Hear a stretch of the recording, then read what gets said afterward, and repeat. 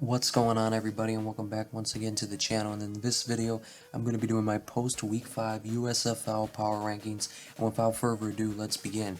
Coming in at number 8, I have the Michigan Panthers, and who would have thought after that promising 2-0 start would be looking like the weakest team in the league by the midway point, but they just can't seem to generate any sort of an offense, and their offensive line is terrible. Coming in at number 7, I have the Memphis Showboats, who are also 2-3. There is currently 5 2-3 teams in the USFL. It is completely jumbled up right now, but the Memphis Showboats were able to get a massive upset win over the New Orleans Breakers. Entering the week, the Showboats were probably the worst team, and the Breakers were probably the best team. So it was literally worst versus best, and the Memphis Showboats were able to pull it off, which was a insane upset. They were able to completely slow down that offense of the Breakers that seemed like no one was able to slow down over the last few weeks, which is very impressive. The Showboats all of a sudden are very much in the mix. Coming in at number 6, I have the Pittsburgh Marauders, who they seem to have found their quarterback in Trey Williams after that win versus the Michigan Panthers. They've been searching for a quarterback over the last year and a half, and it seems like they finally have it. And they got the win. Their offensive line struggled, but ultimately they got the win, and they are very much in the mix of things. But I will say this: offensive line seems to be a league-wide issue right now. Coming in at number 5, I have the New Jersey Generals, and their star running back Darius Victor lost him this game. He fumbled the ball 3 times by himself. You're not going to win games that way. And he fumbled the week prior. So he's had 4 fumbles in the last 2 weeks. That is just not going to get it done. And then coming in at number 4, I have the Philadelphia Stars, who are also 2-3, who were able to win the game without scoring any touchdowns, despite the Generals scoring 2 touchdowns. They got outdone 2 touchdowns to none, but the Stars scored 8 field goals, which amounted to 24 points. Their offensive line continued to struggle, but they were able to get the win in this one, and obviously they're back in the mix of things because they are in a 4-way tie in the Northern Division for first place. Then coming in at number 3, I have the Birmingham Stallions, who lost to the Houston Gamblers, and now they are 3-2. The Stallions, clearly they are not the class right now. No one really seems to be. You can make an argument for the Breakers, but that loss was pretty bad.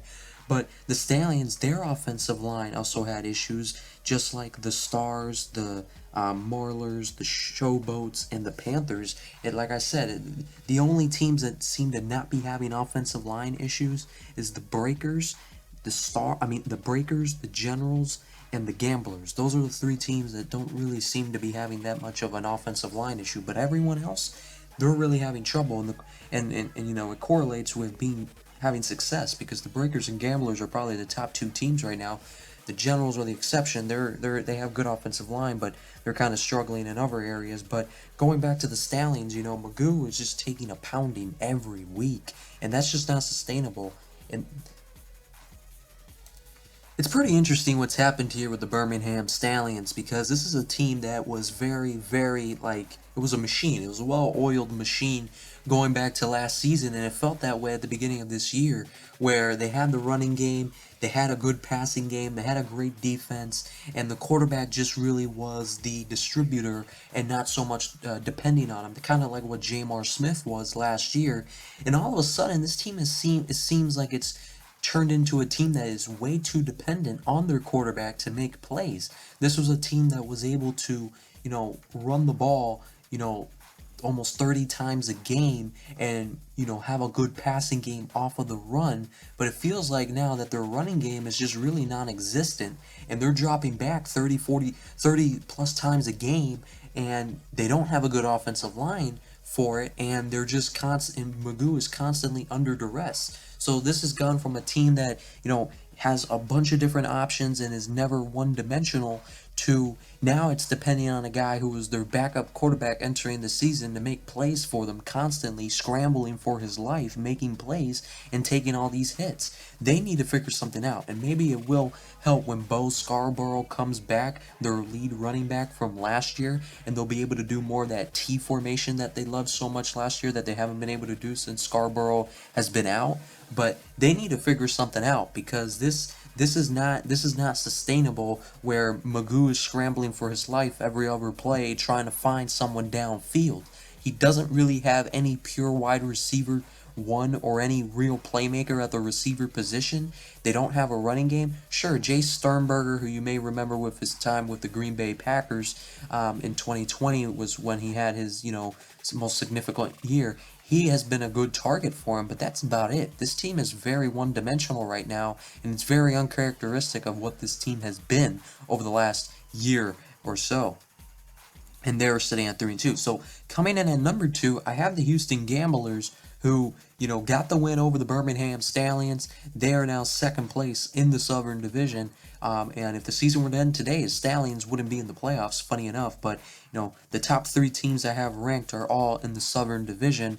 But the Houston Gamblers, despite not having their starting quarterback in Kenji Bahar, they were able to get the win. And what was impressive about that win was, I felt at kickoff that the Gamblers were really going to struggle in this game because the weather was 100 degrees, but the turf felt like 120, which means it would have been very hard to continue to run the football. And I thought that in that game, they were going to have to rely a lot on running back Mark Thompson, hand the ball to him 30-35 times because they don't have their starting quarterback.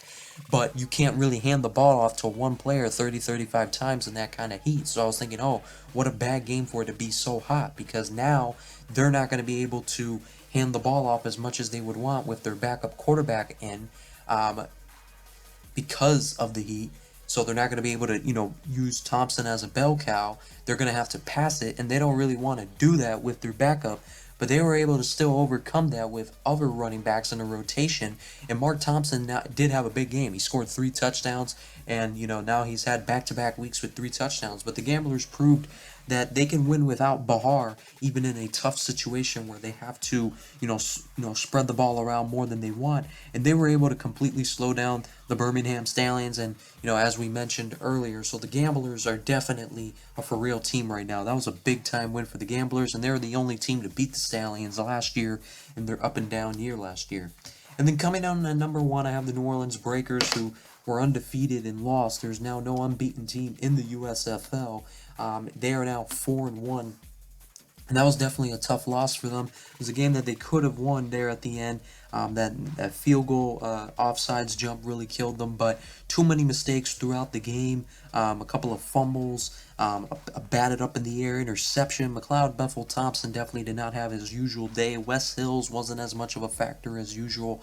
The Breakers are still the top team, though. I know they just lost to, presumably coming into the week, the worst team, and still probably a team towards the bottom of the league. But these things happen, but it definitely shows they're not an unbeatable team.